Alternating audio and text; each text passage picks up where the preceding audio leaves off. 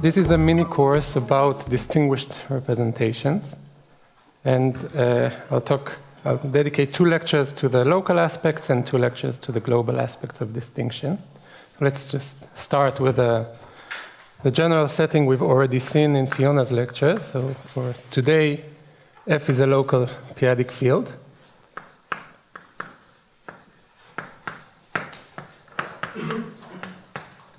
And G is a reductive p-adic group.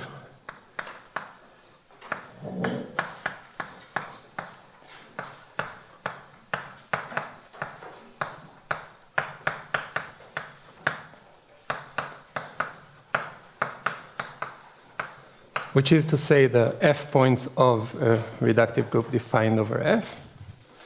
And H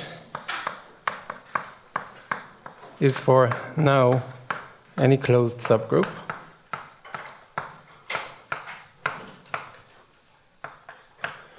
And the notion of distinction of a representation, so maybe I should first say, so as in the other talks, defined by Dipendra, representations of a group, these are throughout smooth and complex valued.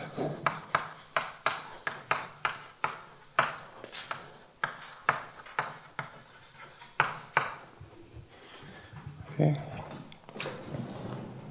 So a distinguished representation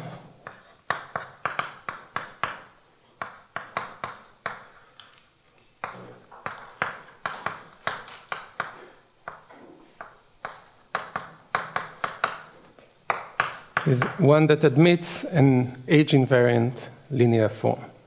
So that means that the home space from pi to the trivial representation of age is non-zero, and one can also consider a distinction with a character, as we have seen. So I can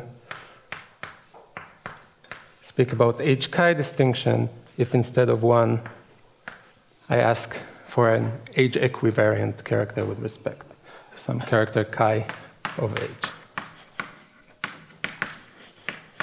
Okay, so one thing to stress is that the property of distinction is really a property of the restriction of pi to age, and not pi itself as a representation of G.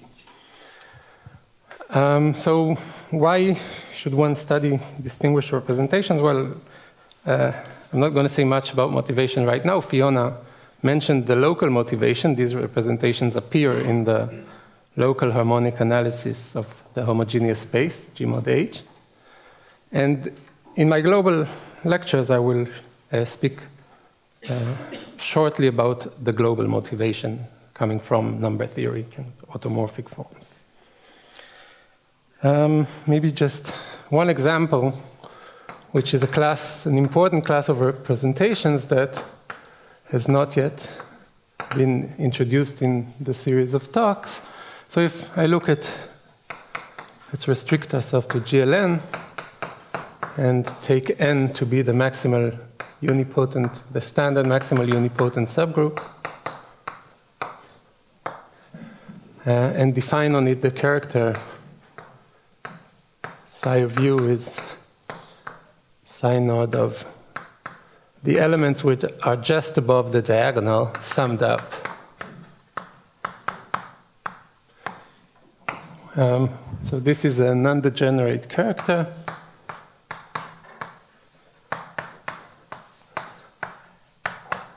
As long as psi node is not a trivial character on the additive group. And in this setting, to be n psi distinguished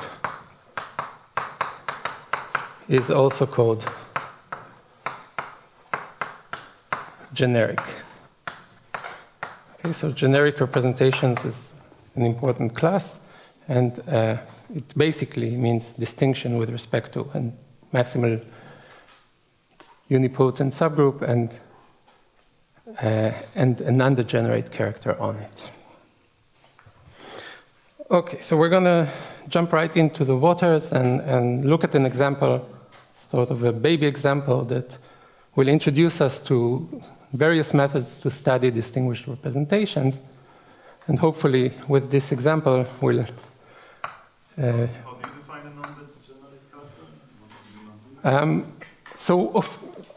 In order to define it more generally, one should say it is a character which is non-trivial on every simple root subgroup. Okay? So the simple roots for the standard root systems are precisely the elements above the diagonal. So an example we're going to analyze for a while now is we look at the group GL2 of F. And for H, the subgroup, I'm going to take the standard split torus.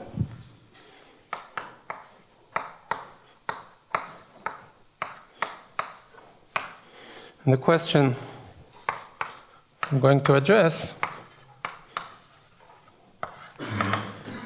is what are the T-distinguished principal series representations?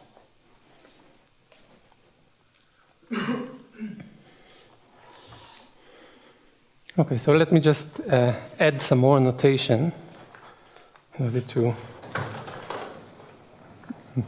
start treating the problem.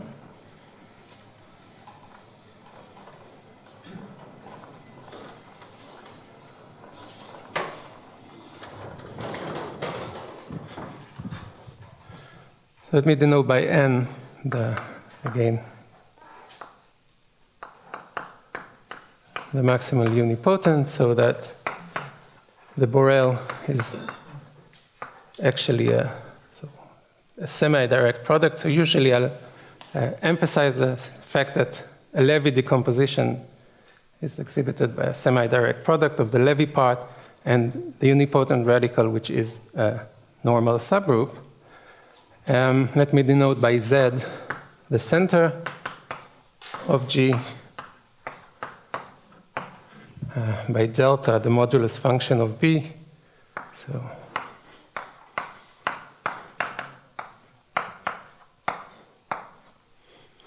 and if chi is any character of T, then we consider the principal series representation I chi, which in Dipentras notation is the normalized parabolic induction from B to G of chi, where I recall that we really think of the character of T, we inflate it to a character of B, which is trivial on N. And this is normalized by the square root of the modulus function. Okay. So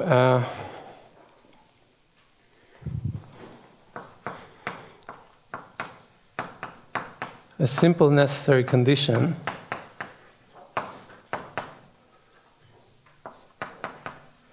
for distinction of a principal series is that if it is distinguished,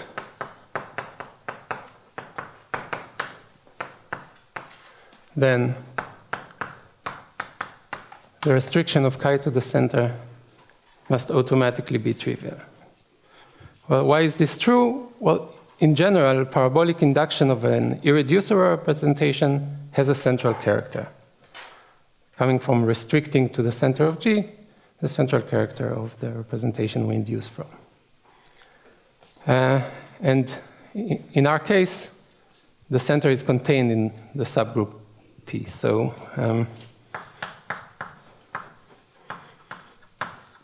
T is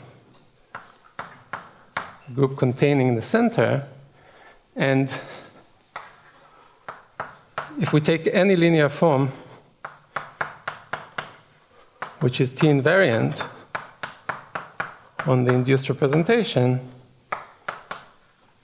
then for any f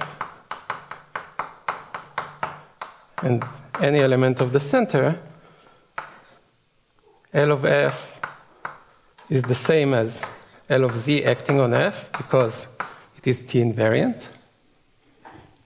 And on the other hand, z acts by the central character. So this is L of chi z of f, which is chi z L of f. Okay, so from here you see that if L is non-zero, then chi must be trivial on the center. Okay, so what I'm going to do next is recover this result with a more complicated way. And there are two reasons I'm going to make things more complicated.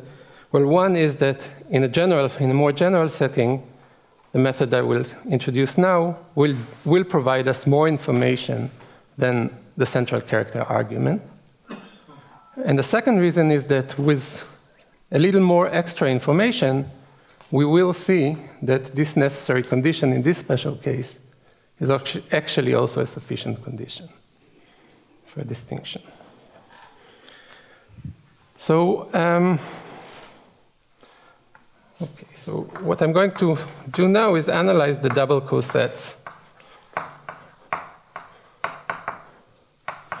of G with respect to the Borel and the torus. So why should I look at this double coset space?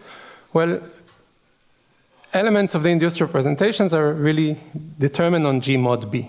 They're equivariant with respect to B. And what we're interested in when we study distinction is restriction of this representation to T. So it does make sense to look at the double cosets. And in this particular example, they're fairly easy to analyze. So first of all, let me remind you that by Bruhat decomposition, we know that G has two Bruhat orbits, the closed and the open orbit, okay, where here N W is the so-called long-while element. And it is clear that B itself is a BT double coset. It's T invariant. So I can write G as a union of B, that's the first coset, and some other cosets, which are the BT cosets of the big Bruhat cell. Okay? Another observation is that W normalizes the torus, and therefore BW is also T invariant. So it's another coset. Okay? If you look at any other coset, well, you can make a simple computation and see that if you multiply W by a non-trivial element of N, then you can write it down as 1xW. This particular element of N, and then x inverse 0, 1. Okay, so this means that, let me call this element here eta. Okay, so this is the matrix 0, 1, 1, 1.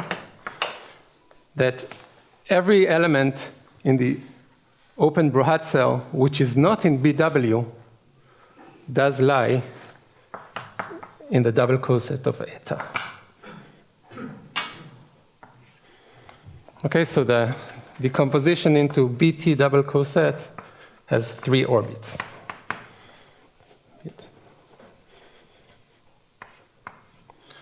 Okay, so a simple way to characterize these 3 double cosets will be the matrices whose 2, 1 entry is not 0, is 0. BW are the matrices with G2, 2 being 0, and the rest is where there are no zeros in the bottom row. Okay, so clearly these are closed orbits. And this is an open orbit.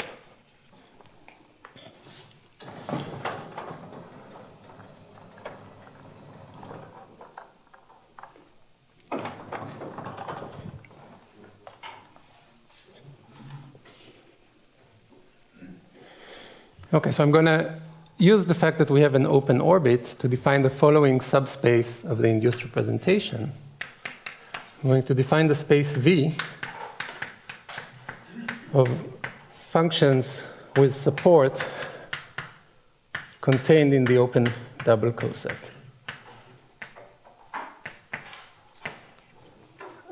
So this is a subspace. It is not a subrepresentation of the principal series representation. But this condition, remember, the principal series, the action of the group G is by right translations. So this condition is at least T invariant. So this is a subspace of the representation we're interested in, which is the restriction to T of the induced representation.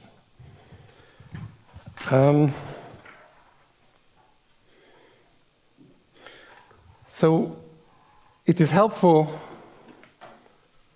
to study distinction in stages. So if we knew something about distinction of V and distinction of the quotient of I chi by V as T representations, then we would get some information on distinction of the induced representation. And I'll write this down more explicitly in a short while. But let me just note that we have the following map. So if I take a function in V, well, I can define from it a function of T, which I'll denote by phi f, which is f of eta t.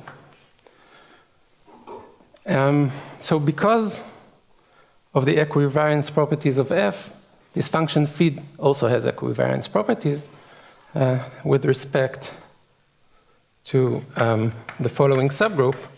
Well, it's a function of t, and it has equivariance with respect to the elements of t whose eta conjugate lies in B, right? Because of the B equivariance of f.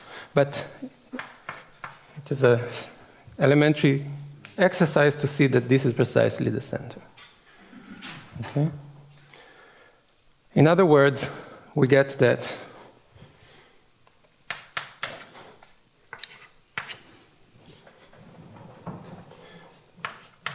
phi f has the following equivariance with respect to z. Well,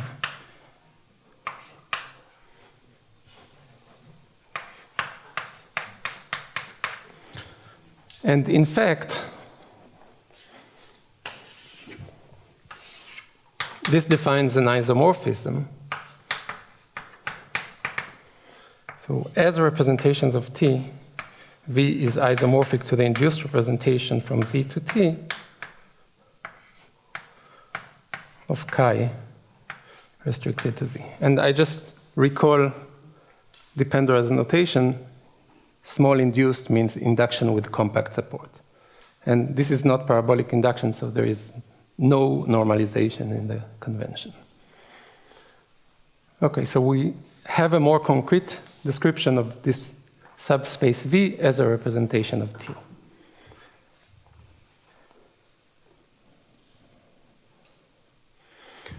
So this means that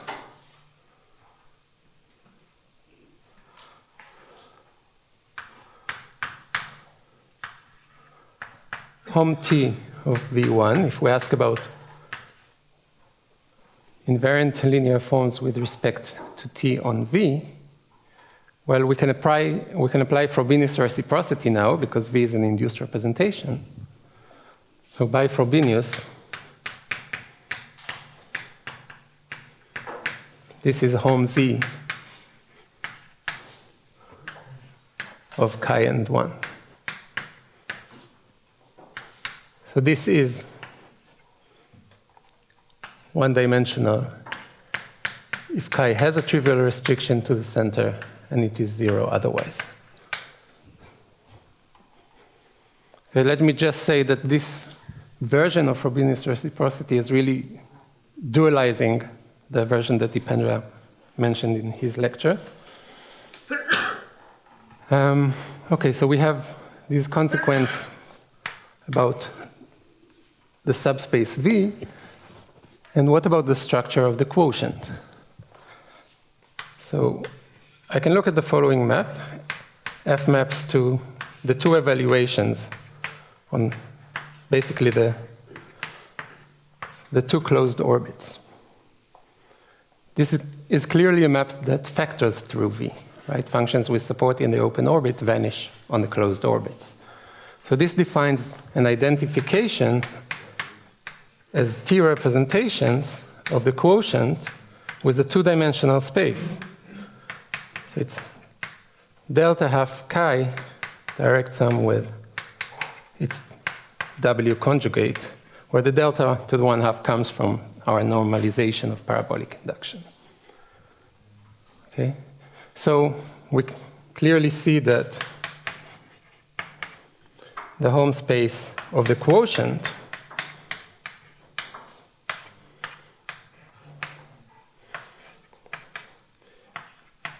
is a two-dimensional space only in the case that chi is the character modulus function to the -1/2, and in any other case, it is 0. Question? So this fact about V is isomorphic to implicit small induced. Yes. Is it true for all reductive groups? Yeah, so I will formulate the general statement. Yes. The reason, so there are two things to look at. The reason that these functions are really compact support mod Z is coming precisely from the definition that the support is contained in the open orbit. Yeah, but everything else I think I can just check direct, but this one seems to involve interpretation. The compact supportness? No, so the compact supportness is easy to deduce from this inclusion. Okay? Just keep in mind that G mod B is compact.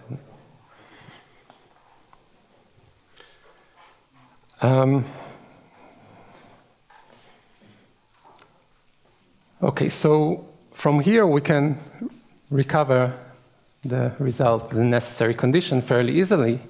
So recover the condition I chi T distinguished implies chi is trivial on the center by double cosets argument. So if I take a non-zero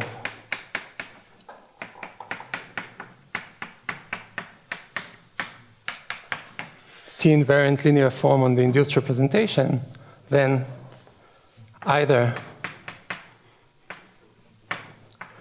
when I restrict L to V, it's non-zero, and then as we see there, this means precisely that chi restricted to Z is trivial, or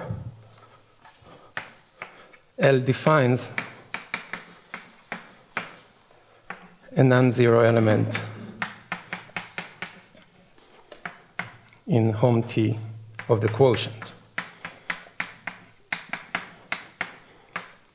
And as we have just seen, this implies that chi is minus square root of the modulus function, which in particular implies that chi is trivial on the center.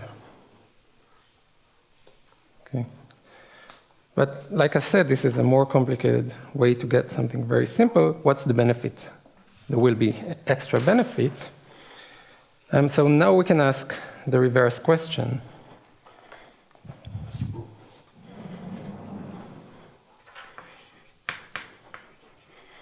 So given chi, which is trivial on the center, is I chi distinguished? When yeah. you write over the point, this is W, you mean this you mean first by W? Conjugation by W.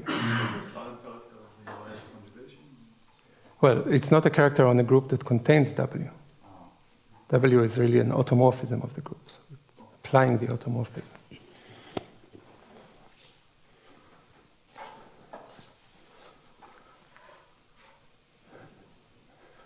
Okay, so what one can do quite easily under this condition, as we just saw, is define a t-invariant linear form on the subspace V. Okay, so we define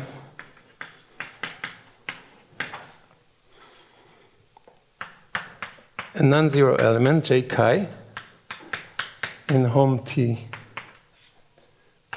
V1. So this definition really realizes explicitly the Frobenius reciprocity that I'm talking about, and the way to define it is, so j chi of f is the integral on T mod z of f of eta t dt. And the fact that this is well defined is precisely because of the condition that chi is trivial on z. This is the equivalence we need, as we saw earlier. Okay? This is well defined because this is compact induction. There is no convergence problem. We're integrating over a compact set. The real question is, okay, we have a character on V, which is t invariant. Can we lift it to a character in the induced representation that remains t invariant? Or we have a formula, can we just apply this formula to the entire induced representation? We already know it's non-zero on the subspace. The only question is whether it's defined on the entire induced representation. So the answer is no, and yes. So it cannot be done in general, not for any chi, but it can be done in the sense of Neuromorphic continuation. So I want to put my principal series in a holomorphic family and then define the lift of j chi meromorphically.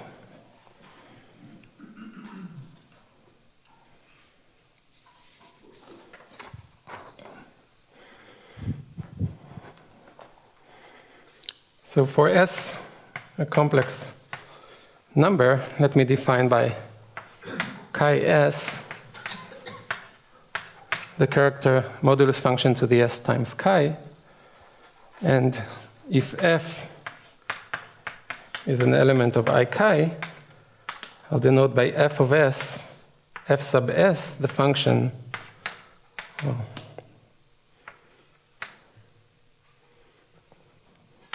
let me write it this way, delta S of B times f of g, where in order to define this function, I'm using the Bruhat decomposition mentioned in Dipendra's talk.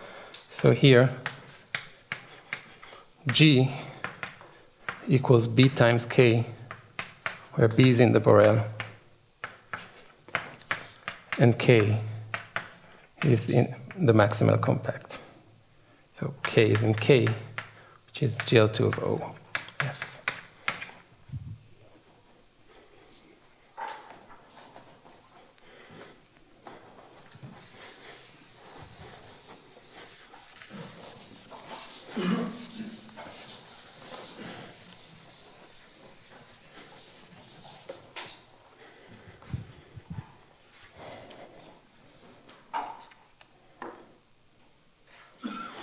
So here is the meromorphic continuation claim.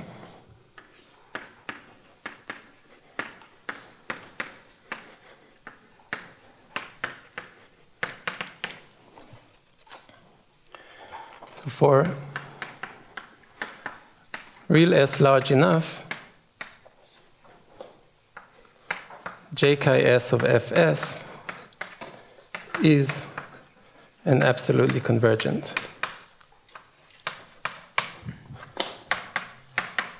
integral for all elements in the induced representation, and in addition, it admits a meromorphic continuation actually to a rational function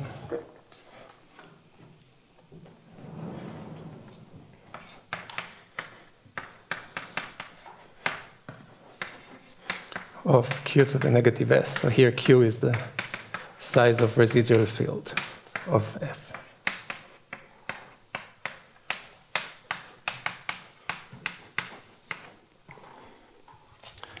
Let me be a little bit more explicit. So, in fact, what I mean by the meromorphic continuation is that there exists a polynomial, a non-zero polynomial, such that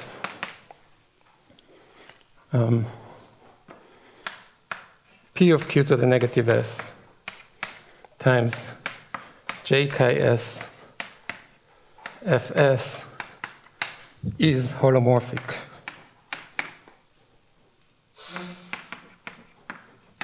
for all f. Okay, so it's not a meromorphic continuation of j chi s fs for every function f, but it is really a meromorphic continuation of the linear form j chi s. There is a common denominator to all these expressions. So I'm not going to say anything about proof, but one thing I encourage all of you to do, it's a very simple exercise, is to work out the convergence on a right half plane. Okay, so it's a simple computation in estimates of an element of the induced representation, and it eventually boils down to convergence of geometric series, which will also explain to you why the result is a rational function. Is this mu s bigger than 1 or bigger than? So if chi is a unitary character, then s is bigger than 1. But chi can be shifted. The chi you start with may not be unitary, and then there is a shift in the range of convergence. So as a consequence,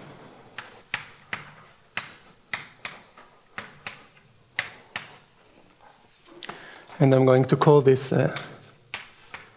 leading term argument,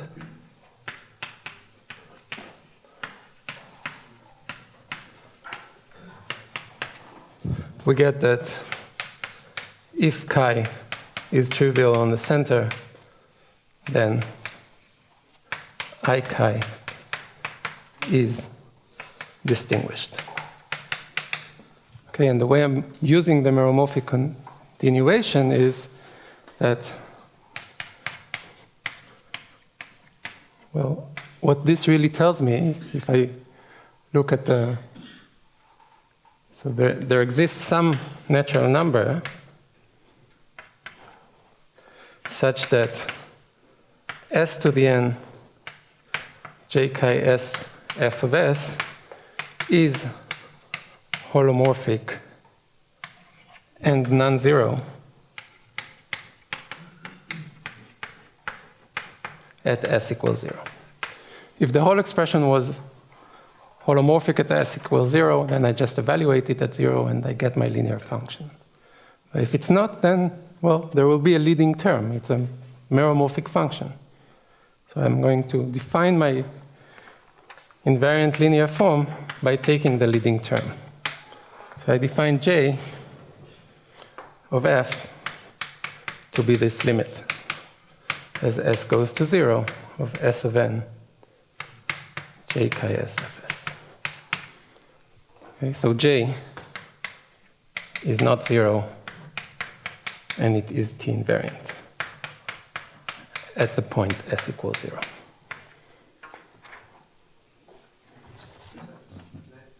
Sure. How do you show this is rational? So there are different techniques.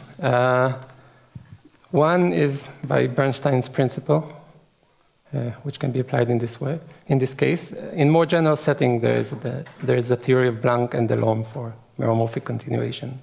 that fits this setting as long as we're in a symmetric space setting, which is the case here. So I will mention it later on, but I will not explicitly work it out. But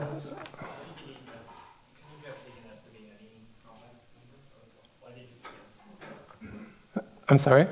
Why did you take S equals 0? Okay, so because at S equals 0, I get the original induced representation I'm interested in, I chi. So I wanted to lift a linear form from a subspace of I chi to I chi, but I couldn't because of convergence issues. So I put I chi in a meromorphic family, and I defined a meromorphic linear form on this family. Okay, so it's not necessarily holomorphic at S equals 0 at the point I'm interested in, but I can take the leading term at S equals 0 and obtain my invariant linear form. Okay, and if there is indeed a pole, then this is not going to be an extension of J chi from V to the induced representation, but it will still be an invariant linear form.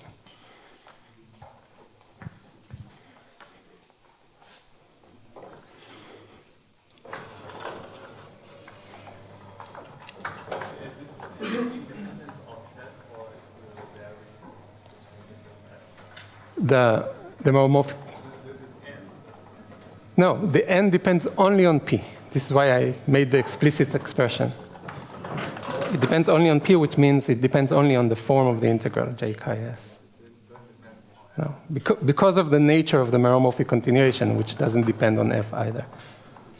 There is a common denominator p, and this n, this n really depends only on p.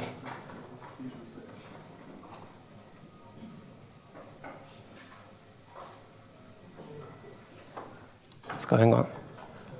Is it somewhere? Okay, let's go.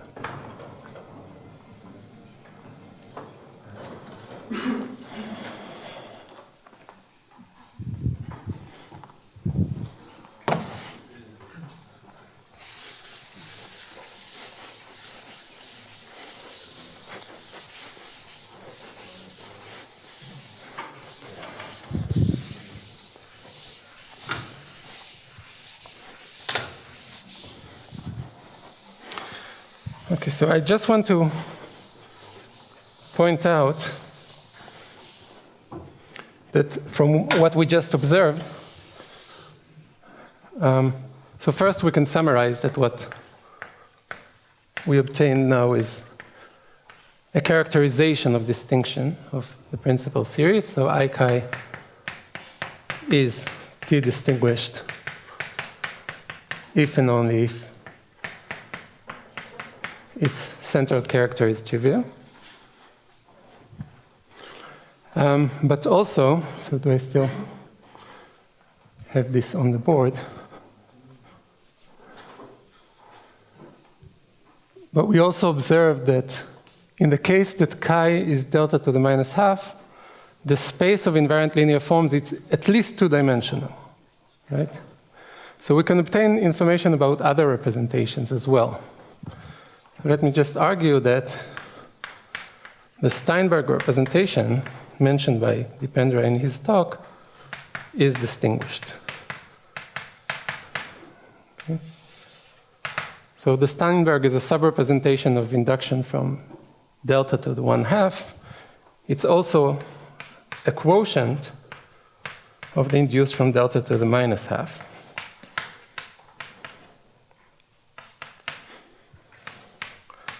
Where the trivial representation is a subrepresentation. Now we have seen that the dimension of hom T of the induced in this case, because of the closed orbits, the two closed orbits, well, it's actually two-dimensional, but we have seen it's at least two-dimensional, right? On the other hand, space of T invariant linear forms on the trivial representation is clearly one-dimensional. Right?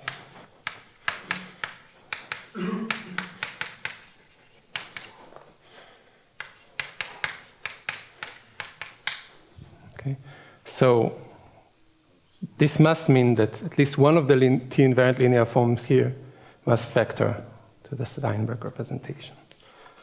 This implies that home T of the Steinberg is not 0.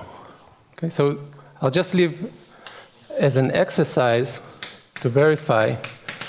So the twisted Steinberg, right, that Dipender also mentioned. So if, let's say, psi is a character of F star, then twisted Steinberg is the quotient of the induced from delta minus half and psi, composed with determinant, where the representation, the character psi, is a subrepresentation. So show that Steinberg twisted by psi is T distinguished if and only if psi is a quadratic character. Okay.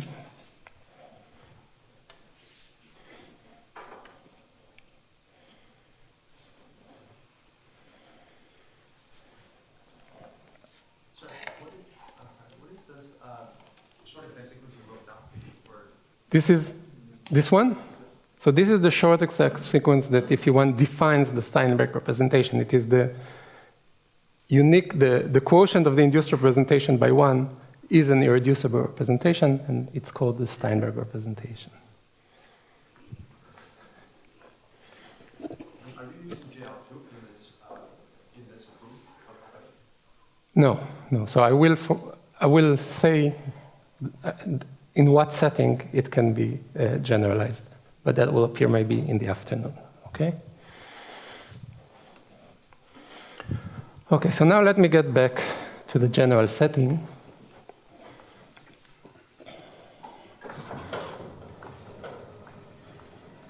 Actually, I have plenty of room here.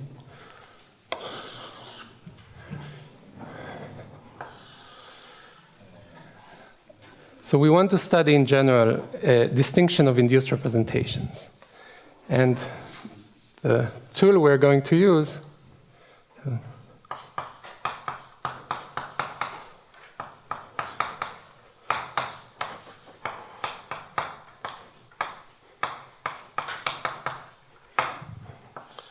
is the geometric lemma that was mentioned in Dipendra's talk.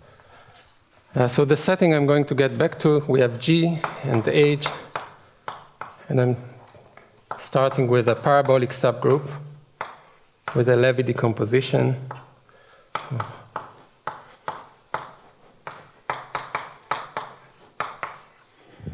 So sigma is a representation of M.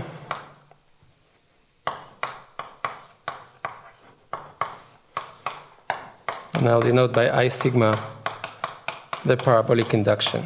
Again, normalized parabolic induction. Okay, and we want to study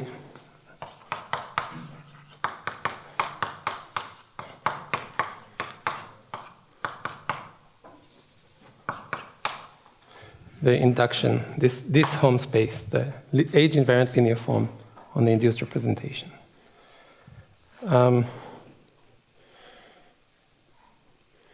So the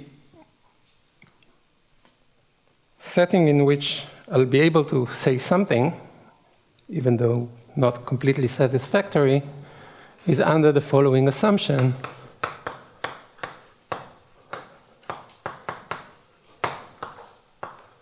And that is that the double coset decomposition is finite. Yeah, so this BGT is not finite in general. Or is it? In general, no. In general, No. GL2 was 3. So If you take GL1, no. So, okay, in GL1 is actually, yeah, there are many examples where it's not finite. Okay? It is always finite in the symmetric space setting that Fiona mentioned, and in fact in the spherical variety setting. Okay.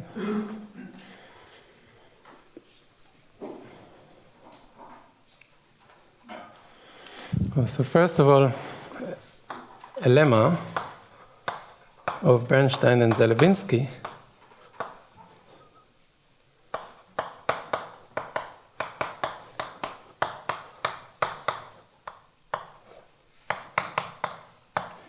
so there exists an ordering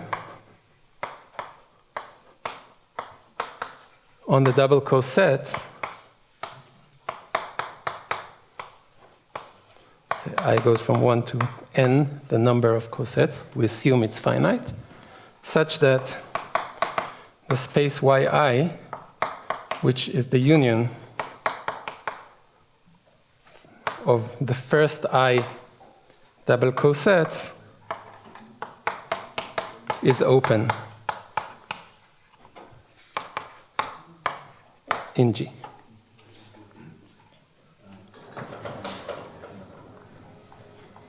So actually what Bernstein and Zelevinsky proved is that if you have a p-adic group acting on the p-adic space with finitely many orbits, then there must be an open orbit.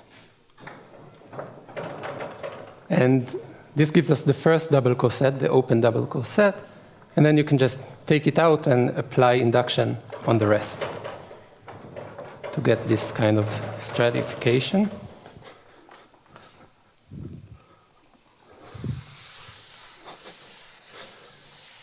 So now we can do the analog or the generalization of what we've done in the GL2 example and define the space VI to be the elements of the induced representation whose support is contained in the union of the first I double cosets. Again, it's an open subset, so this space makes sense. Okay, so if I denote by V node just the space 0, we get a filtration. Right? V node is contained in V1, so I'm contained in Vn, where there is no restriction for the last one, because the union of all double cosets is G. So this is really a filtration of the induced representation, but it's a filtration by age invariant subspace. So it's really a filtration of the restriction of the induced representations to age, which is the object we're interested in, right? Sorry, before you continue, on the lemma here, is it for is it for all I or for existing I? Where? So that yi is The Bernstein-Zelevinsky lemma? There exists an ordering such, yeah, this is for all I, sorry. Thank you. Okay, so otherwise the filtration I just defined doesn't make sense. Yeah, okay.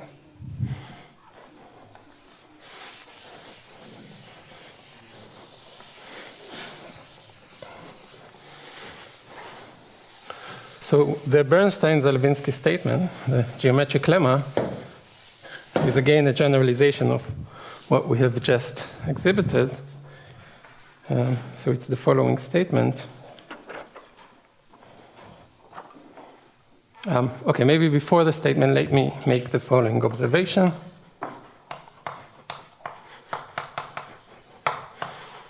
So if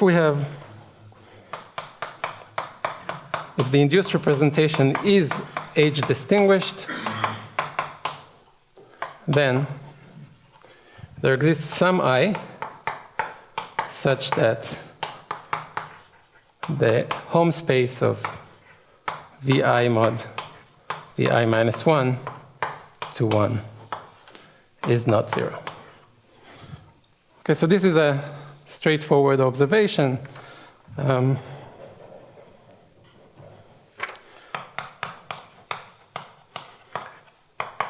If we start with an age invariant linear form on the induced representation, which is not 0, we assume it's distinguished, then there will be a minimal I so that its restriction to Vi is not 0, right? And okay, there exists minimal I such that L restricted to Vi is not 0, and then it defines an L bar, which is a non-zero element of the home of the quotient. Okay, so it will be helpful to have a description of these decomposition factors of the filtration. And this is exactly what the geometric lemma does for us. So this is a part of a much more general formulation. It's kind of a p-adic Mackey theory, if you want, but I will only formulate it in the setting we're interested in for I sigma restricted to H. So this is, if you want a relative geometric lemma,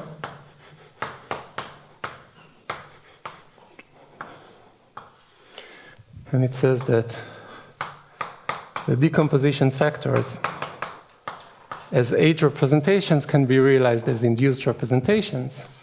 And this is, again, non-normalized induction of compact support. And this induction is from, okay, so it's delta p to the 1/2 sigma. But remember, this is a representation of p. So let me write a few things, and I'll explain what they mean. So HI is H intersect with the eta I conjugate of P. I can also write it as the eta I conjugate of a group, of a subgroup of P, Pi. Okay, so Pi is P intersect with eta I conjugating H. Okay, let me just have these two definitions. Now remember, sigma is a representation of P. So it cannot restrict to HI. We have to conjugate it by eta I in order to make it a representation of HI. Okay? So this is how it's realized as an induced representation. And from here, we can deduce a necessary condition for distinction for a general induced representation.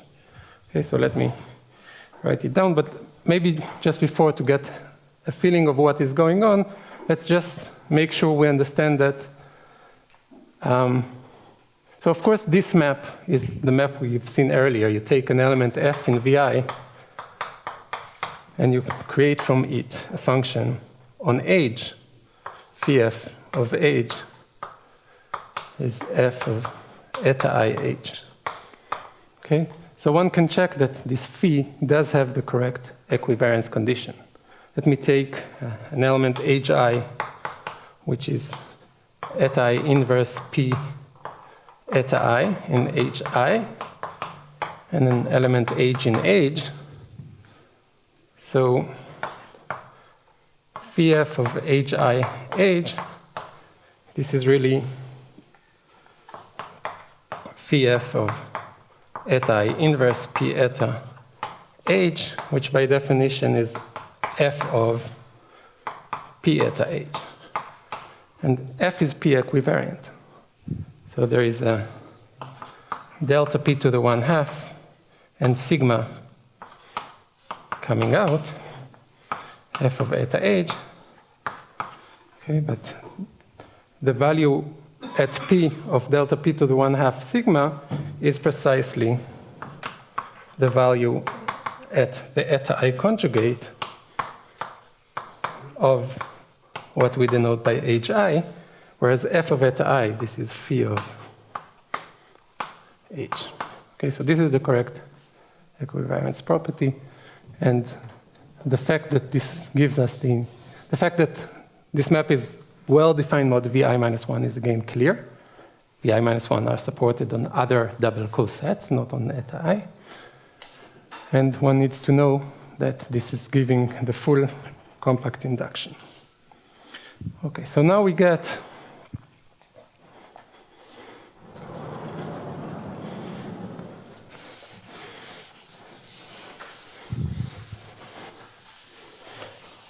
to the conclusion, which is a necessary condition for distinction for an induced representation. So if I sigma is age distinguished, then there exists some I such that sigma is pi, and so it's distinguished but with respect to a character.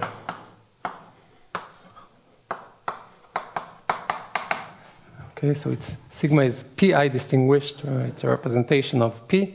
Pi is a subgroup of p, and it's distinguished with respect to this modulus function product character. Okay, so let me show you how this follows from the geometric lemma.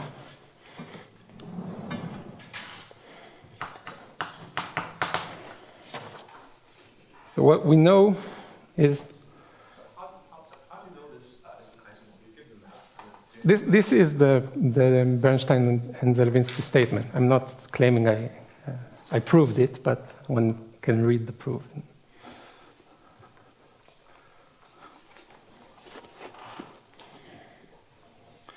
Okay, so if I look at the contribution of one decomposition factor in my filtration,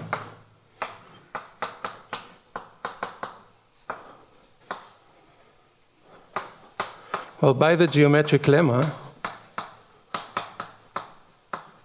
this is really home of an induced representation, right? Induced from age I to age of delta p to the 1/2 sigma conjugated by eta I to 1. So if we have a home of an induced representation, we can apply Frobenius reciprocity. What we haven't seen before, just because the modulus character was trivial in the example, is that Frobenius does introduce modulus characters. So this can be written as home hi of the modulus function of hi times the representation delta p to the 1/2 sigma conjugated by eta I to the trivial character. So this is Frobenius. Now we can just conjugate by eta I to get back to information on sigma. Okay, so eta I conjugation gives us that this is home pi of, well, this is modulus function of hi. Pi is conjugate by eta I to hi. So this is the modulus function of pi. Actually, there is an inverse here, sorry.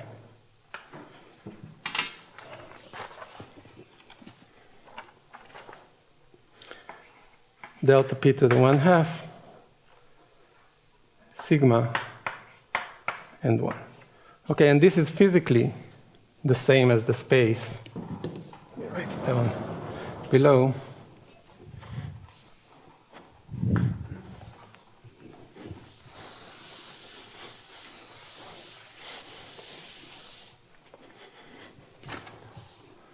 So this does equal home pi of sigma, and I just invert the characters to the other side. Sorry, so I forgot the inverse here, right?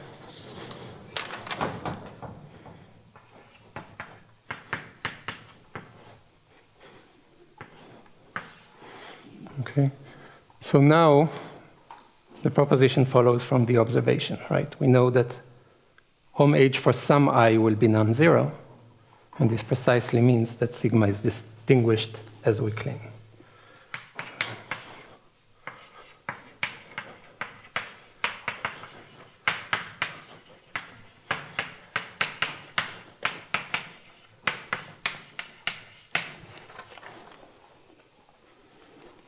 Okay, so let me just take 2 minutes to say where this is going next. So we have a necessary condition. It's not very easy to apply the way it is. It's condition for an induced representation to be distinguished in terms of the inducing data. But one has to really understand the structure of all these groups pi and to know these modulus functions, delta pi. And in many examples, this is hard to compute. So what we'll do in the second lecture is see how we can explicate this further in the case of a symmetric setting, when H is a symmetric subgroup. But in general, the reason it is so important to study distinction of induced representations is that because of, so I just want to make a quick statement. So Langlands classification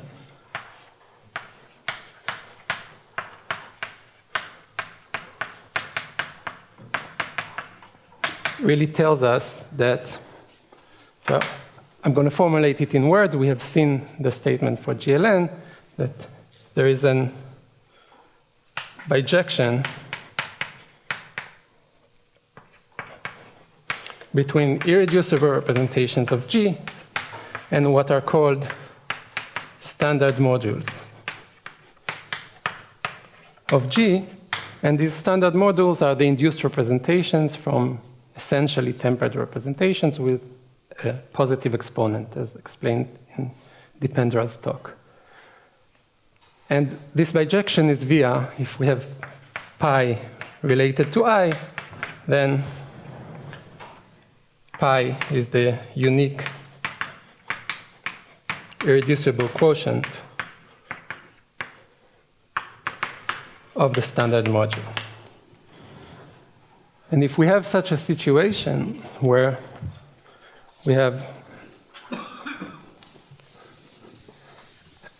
a projection from one representation to another, if I projects to pi, then if you have any H-invariant linear form on pi, you can compose it with this projection, and this gives an embedding into home H of I. So a first step towards classification of distinguished irreducible representations is a classification of the standard modules. And we can exclude many representations from being distinguished by saying that their standard modules are not distinguished. Okay, so we'll see examples in the afternoon.